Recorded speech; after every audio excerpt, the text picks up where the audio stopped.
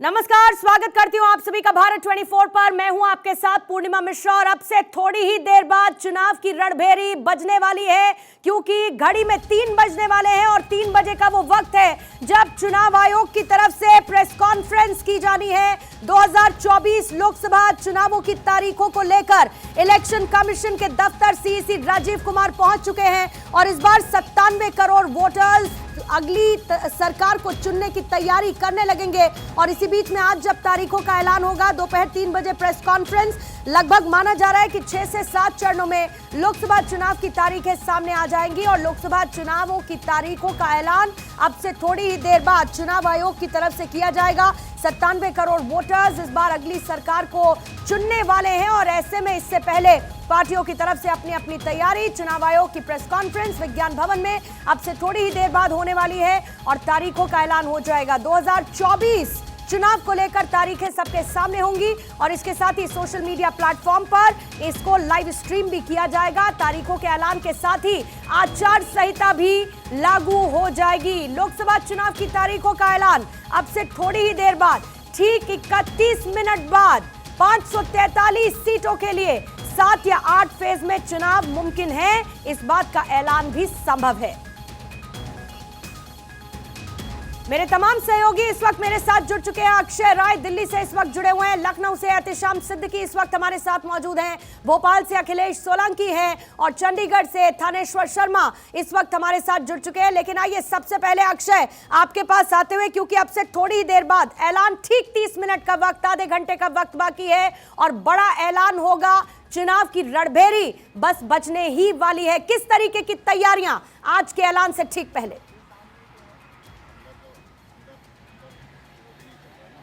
देखिए पूर्णिमा, मतदान का महापर्व की रणभेरी अब आधे घंटे में बच जाएगी। 3 बजे चुनाव आयोग की प्रेस कॉन्फ्रेंस होनी है। इलेक्शन कमिश्नर्स और मुख्य इलेक्शन चुनाव आयुक्त जो हैं वो चुनाव कार्यालय पहुंच चुके हैं, निर्वाचन आयोग पहुंच चुके हैं। वहां से कुछ देर बाद विज्ञान भवन के इसी जगह पर पहुंचेंगे जहां पर वो प्रेस कॉन्फ्रेंस करने वाले हैं। उनके साथ 2 चुनाव आयुक्त ज्ञानेश्वर कुमार और सुखविंदर सिंह संधू भी मौजूद रहेंगे। चुनाव आयोग के अधिकारी यहां पर पहुंचना शुरू हो चुके हैं, तैयारियों का जायजा ले रहे हैं, क्योंकि प्रेस कॉन्फ्रेंस होनी है और ये माना जा रहा है कि लगभग 40 मिनट मुख्य चुनाव आयुक्त प्रेस कॉन्फ्रेंस को संबोधित कर सकते हैं। किस तरह से मतदान प्रक्रिया को आगे बढ़ाया गया है, किस तरह से वोटर टर्न आउट हो, उसके लिए क्या प्लान चुनाव आयोग ने किया है, उसकी बारे में विस्तृत चर्चा करेंगे। ये माना जा रहा है कि 7 से 8 चरणों में चुनाव आयोग मतदान प्रक्रिया को खत्म करा सकता है। ये माना जा रहा है कि यूपी में सबसे ज़्यादा लगभग 7 से 8 चरण हो सकते हैं,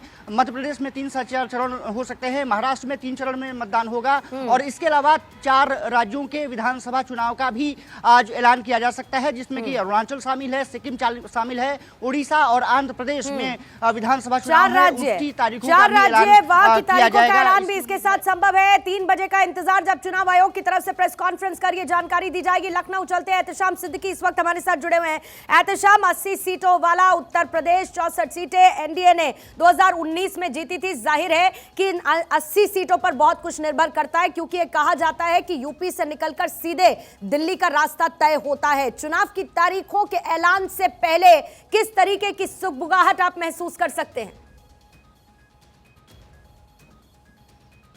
देखिए, उत्तर प्रदेश में सभी राजनीतिक दलों की नजरें इस वक्त चुनाव आयोग दिल्ली पर टिकी हुई हैं। चुनाव आयोग की प्रेस कॉन्फ्रेंस के बाद यूपी में भी चुनाव आयोग की एक स्पेशली प्रेस कॉन्फ्रेंस होगी, क्योंकि उत्तर प्रदेश में जब भी चुनाव होते हैं ऐसे सीटों के, चाहे वो अगर हम बात करें लोकसभा की, राज्यसभा की, तो सबसे ज्यादा चरणों में होते हैं।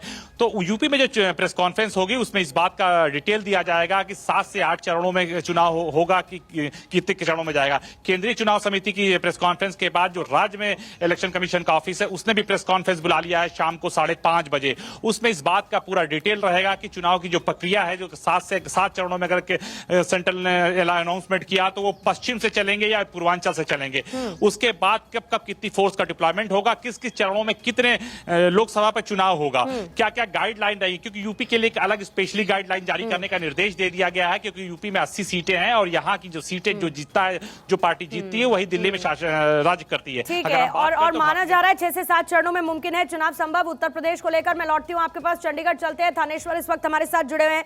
हरियाणा में बड़ा सियासी बदलाव इस बार देखने को मिला है थानेश्वर, और जाहिर है कि बीजेपी अपने आप को मजबूत स्थिति में वहां पर प्रेजेंट करने की तैयारी कर रहे हैं। लेकिन आज तो चुनावों की तारीखों का ऐलान होना है, वहां पर किस तरीके के रिएक्शंस आ रहे हैं इस वक्त, जल्दी से आपसे प्रतिक्रिया लूंगी।